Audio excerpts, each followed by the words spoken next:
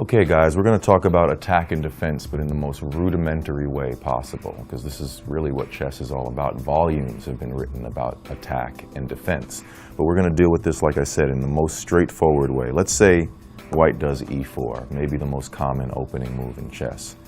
Black goes e5. Now, the most logical and probably the most expected continuation is knight to f3. Why? Because we need to develop our pieces, our bishops and our knights immediately. So why not develop the knight that attacks black's central pawn? Now this could be defended in a few ways. We could go, for example, bishop d6, but that's not something that you're likely to see a strong player do because you're blocking your queen's pawn and therefore your queen's bishop, and it's just creating space problems for no reason. You could go d6, although you're falling behind in development. There's plenty of opening systems, I'm sure, where d6 is acceptable, but be careful not to fall too far behind in development. We could go queen to e7, but that's not really logical because you're blocking your king's bishop, which needs to be developed.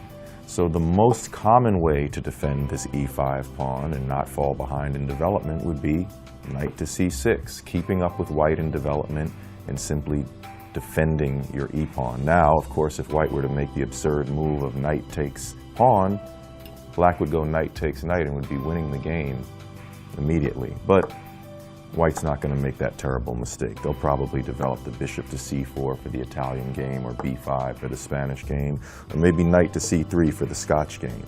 But that's an example of how to defend a pawn and how to use some basic principles in choosing how to do so. Another quick example would be if I start with e4 and let's say black goes d6, which would be the beginning of the Perk defense or perhaps any number of other defenses.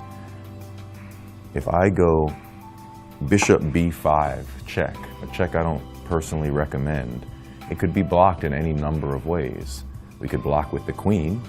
That would be a terrible move, losing the queen for absolutely no reason and subsequently losing the game. We could block with the bishop, which is pretty good because then if I go bishop takes bishop, I'm giving black the opportunity to develop their knight.